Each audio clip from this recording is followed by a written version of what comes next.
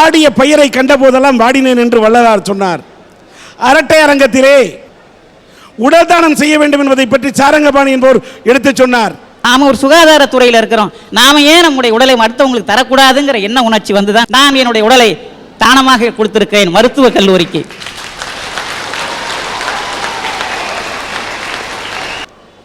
இந்த நிகழ்ச்சி அரட்டை அரங்கத்திலே பார்த்துவிட்டு தங்களுடைய உடலை தானமாக செய்கிறோம் என்று பெரிய மனதோடு இங்கே புறப்பட்டு வந்திருக்கிறார்கள்.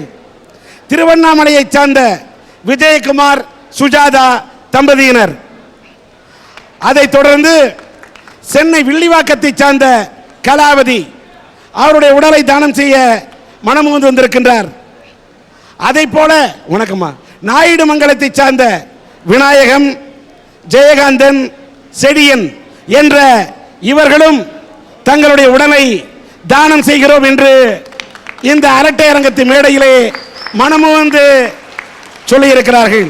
இவர்கள் உடல் தானம் செய்கிறோம் என்று மனமுவந்து அதற்கான சான்றிதழை அந்த சர்டிபிகேட்டை கொடுக்கிறார்கள்.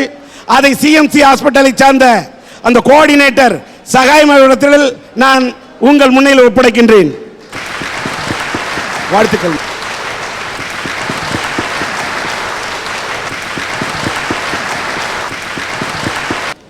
அடுத்து நம்முடைய சன் டிவியின் அரட்டை அரங்கத்தை பார்த்துவிட்டு 100 பேர் அந்த நாயுடுமங்கலம் கிராமத்தை சேர்ந்தவர்கள் தங்களுடைய கண்களை தானம் செய்கிறோம், இளைஞர்கள் கெட்டு போகிறார் என்று சொல்லுகிறோம்.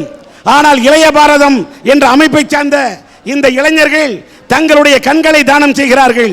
இப்படிப்பட்ட இளைஞர்கள் இருக்கும் வரை இந்தியா தலை நிமிர்ந்து நிற்கும், தமிழகம் தலை நிமிர்ந்து நிற்கும் என்பதை இந்த அரட்டை அரங்கத்தின் மூலம் தெரிவித்துக் கொள்ளுங்கள். நீங்களே கொடுங்க. வாங்க சார்.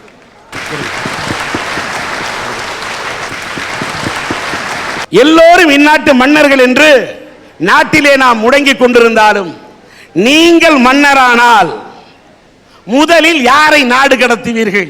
இதுதான் தலைப்பு.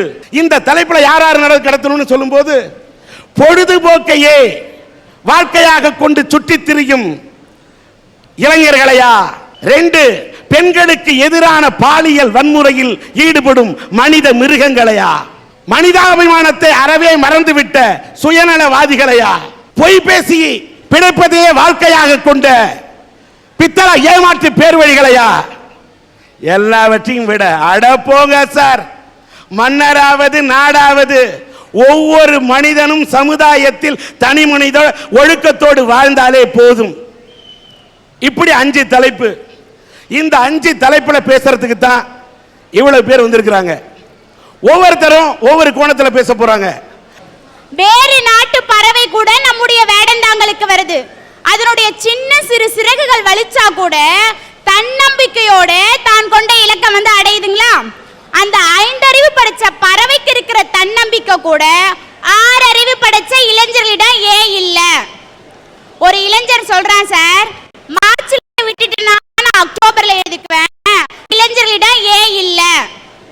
ஒரு இளைஞர் சொல்றான், சார் மார்ச்ல விட்டுட்டு நான் அக்டோபர்ல எழுதிக்குவேன், மேத்ஸ் குரூப் எடுத்து என்னால மார்க்ஸ் ஸ்கோர் பண்ண முடியும்னா அக்ரி குரூப் எடுத்துக்குவேன், மருத்துவ படிப்புக்கு சீட்டு கிடைக்கலனா நான் மருந்து குடிச்சிட்டு செத்து போயிடுவேன், எதிர் விட்டு மாலா கிடைக்கலனா பக்கத்து விட்டு ஷீலாவையாவது நான் தள்ளிக்கிட்டு போவேங்கிற பாருங்க. தாமேலே இவனுக்கு தனக்கே நம்பிக்கை இல்ல. எதிர் விட்டு மாலா கிடைப்பாளான்றதே அவனுக்கு டவுட்டு, இல்ல பக்கத்துல இருக்கல தள்ளிட்டு போலான்னு சொல்றான் பாருங்க. இந்த மாதிரி தன்னம்பிக்கையே இல்லாம இருக்கா பாருங்க தர்தலைங்க, அவங்கள தான் சார் நாடு கடத்தணுங்கிறேன். ஒரு மிஷன் சார். என்ன கண்ணு? நாடு கடத்துனா என்ன சார்? மன்னர்கள் காலத்துல ஒரு நாட்டுக்குள்ள மக்கள் வசிப்பாங்க. இங்க யாராவது தப்பு பண்ணிட்டானா அவன் இந்த நாட்டை கொண்டு ஒரு கொஞ்சம் தூரத்துக்கு ஒரு அப்படியே விட்டா வனாந்தரமா இருக்கும், ஒரே காடா இருக்கும், ஒரே பாலைவனமா இருக்கும், சோறு கிடைக்காது, தண்ணி கிடைக்காது, எதுவுமே கிடைக்காது, ரொம்ப கஷ்டமா இருக்கும். அந்த மாதிரி இடத்துக்கு தப்பு பண்ணிட்டா கொண்டு விடுவாங்க சார். அங்க மனுஷங்க இருப்பாங்க சார். அந்த காலத்துல நாடு கடத்தினா மனுஷனே இருக்க மாட்டான், ரொம்ப கஷ்டமா இருக்கும். அந்த மாதிரி இடத்துக்கு தப்பு பண்ணிட்டா கொண்டு விடுவாங்க சார். அங்க மனுஷங்க இருப்பாங்க சார். அந்த காலத்துல நாடு கடத்தினா மனுஷனே இருக்க மாட்டான், இப்ப இருப்பாங்க. என்ன பண்ணலாம்? இப்ப நாடு கடத்தினா அங்கேயும் போய் அதே தப்பு தானே சார் செய்வாங்க. நியாயம் உனக்கு நல்லா தெரியுது, அதனால என்ன பண்ணலாம்? நிலால போட்டுடலாமா? நிலால போட்டு அங்க போய் அந்த நிலாவத்தான் நான் கையில பிடிச்சேன்னு பாட ஆரம்பிச்சிருவான். அது உண்மைதான் சார். சரி, இளைஞனிடம் நாட்டை கொடுத்து பாருங்கள், நான் வல்லரசாக்குகிறேன்றான். இந்த இளைஞனா சார் வல்லரசாக்க போறான்? இளைஞர்களே, சில சமயங்களில் முயற்சிகள் தவறலாம், ஆனால் நீ முயற்சி செய்ய தவறாதேன்னு தான் சார் நான் சொல்றேன். சபாஷ். நம்ம நாட்டுல நிறைய இளைஞர்கள் படிச்சிட்டு இருக்கான், படிச்சு முடிச்சிருக்கான். ஆனா தான் படிச்ச படிப்புக்கேத்த வேலை கிடைக்கிற வரைக்கும் நான் எந்த வேலைக்கும் போக மாட்டேன் அப்படிங்கிறான். வீதிக்கு ஒரு டீ கடைக்கு ஒரு பெஞ்சை போட்டுறான். அங்கிட்டு 4 பசங்க உட்காந்துக்கிறானுங்க. அந்த பக்கம் போற வர பொம்பளைங்களாம் பார்த்து என்ன தெரியுமா பாடுறான்? அரிது அரிது மானிடலாய் பிறத்தல் அரிது, அதனிலும் அழகான பெண்ணுக்கும் ஐஸ்வர்ய ராயுக்கும் அத்தை மகனாக பிறப்பதே பெரிது. அட எடுபட்ட நாயே, உங்க அப்பனை போய் பார்த்தாக்கா குடிக்கிறதுக்கு கூழும் கோமணமும் கட்டிக்கிட்டு ஏறு ஓட்டிக்கிட்டு இருக்கான். இந்த திருவண்ணாமலையில என்ன வேலை இல்ல? பக்கத்துல இருக்க பெங்களூர்ல போயிட்டு எனக்கு வேலை கொடுன்னு பிச்சை எடுத்துக்கிட்டு இருக்கியே. இந்த திருவண்ணாமலையில் இருக்க வேலையை ஒழுங்கா செஞ்சா நீ ஏன் அங்க போய் பிச்சை எடுக்க போற? ரசிகர் மன்றம் வைக்கிறதா சொல்லிக்கிட்டு நிறைய இளைஞர்கள் நாசமா போய்கிட்டு இருக்கான். தன்னுடைய தலைவர்களை நெஞ்சில பச்சை குத்தி வச்சுட்டானுங்க. அதுக்கப்புறம் அவங்க படம் போட்ட ஷர்ட்டை போட்டுட்டானுங்க. கொஞ்சம் இப்ப டென்ட் மாறி இருக்கு சார். 60 அடி உயரத்துல கட் அவுட் வச்சு அபிஷேகம் பண்ண ஆரம்பிச்சுட்டான். முதல்ல என்ன பண்ணா? பால் அபிஷேகம் பண்ணான். ரெண்டாவது என்ன அபிஷேகம் பண்ணா? கொஞ்ச நாள்ல காசு அபிஷேகம் பண்ணான். 4 மாசத்துக்கு முன்னாடி நாசமா போன நாய்ங்க பாண்டிச்சேரியில பீர அபிஷேகம் பண்ணுதுங்க சார். இதுங்களெல்லாம் என்ன சார் பண்றது? அவன் ஒவ்வொரு அபிஷேகமா பண்ண அவன் வீட்டுல இருக்க அண்டானோ குண்டானோ அடக்கி கடைக்கு போயிட்டு இருக்கு.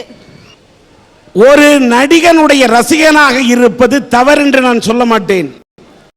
ஆனால் ரசனை என்பது அண்டானோ குண்டானோ அடக்கி கடைக்கு போயிட்டு இருக்கு. ஒரு நடிகனுடைய ரசிகனாக இருப்பது தவறு என்று நான் சொல்ல மாட்டேன். ஆனால் ரசனை என்பது ரசனையோடு இருக்க வேண்டும். எத்தனையோ இளைஞர்கள் ரசிகர் மன்றத்து தோழர்கள் இரத்த தானம் செய்கிறார்கள், ஏழை குழந்தைகளுக்கு உதவுகிறார்கள், வாழ்க்கையிலே பெண்கள் வாழ்க்கை நடத்த வேண்டும் என்று தையல் இயந்திரம் கொடுக்கிறார்கள். ஆனால் கட் அவுட்டுக்கு பாலாபிஷேகம் செய்கிறார்கள் என்று சொன்னால் என்ன பொறுத்த வரைக்கும் அந்த கட் அவுட்டுக்கு பாலாபிஷேகம் பண்றதை விட 4 ஏழை குழந்தை 10 ஏழை குழந்தை பசிச்சுட்டு சோத்துக்கு வழி இல்லாம பாலுக்கு வழி இல்லாம இருந்த அந்த குழந்தைக்கு பாலாபிஷேகம் பண்ண வேண்டும் என்று அந்த இளைஞர்களிடத்தில் அந்த ரசிகர்களிடத்தில் என் கோரிக்கையை தான் நான் வைப்பேன். ஒரு நடிகருடைய படத்தின் ஒளிநாடா வெளியீடு, அங்க கட் அவுட்டுக்கு பாலாபிஷேகம் செய்கிறார்கள், அந்த புகைப்படத்துக்கு பாலாபிஷேகம் செய்கிறார்கள், சூடம் கொளுத்தி ஆராதனை பண்றாங்க.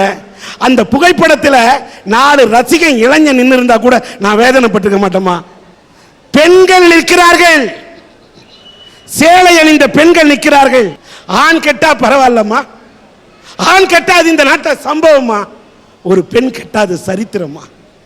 இன்னொன்னு சொல்றேன், 2 ரசிகர் மன்ற 2 நடிகர்களுடைய ரசிகர் மன்றத்து தோழன் அடிச்சுக்கிட்டான், ஒருத்தனை வெட்டினான், இன்னொரு ரசிகர் மன்ற தலைவர் இன்னொரு நடிகனோட ரசிகனை போய் வெட்டினான், 2 பேரும் செத்து போயிட்டான். அந்த ரசிகர் மன்றத்து தோழனுக்கு அந்த ரசிகர் மன்றத்தின் தலைமையிலிருந்து 10,000 ரூபாய் கொடுக்குறாங்க. எதிராக இருக்கக்கூடிய நடிகரோட ரசிகர் மன்றத்து தோழனுக்கு அவங்க தலைமையிலிருந்து 10,000 ரூபாய் கொடுக்குறாங்க. அந்த நடிகர் கூட வந்து பணம் கொடுக்கல, அவங்க ரசிகர் மன்றத்து சார்பில் கொடுக்குறாங்க. 10,000 ரூபாய் போய் சேர்ந்தது. செத்தவன் 2 பேரும் அடிச்சுக்கிட்டு செத்தானே, அவன் பொண்டாட்டி இன்னைக்கு ரோட்ல நிக்கிறா. படங்கள் வெளியாகி கொண்டுதான் இருக்கிறது.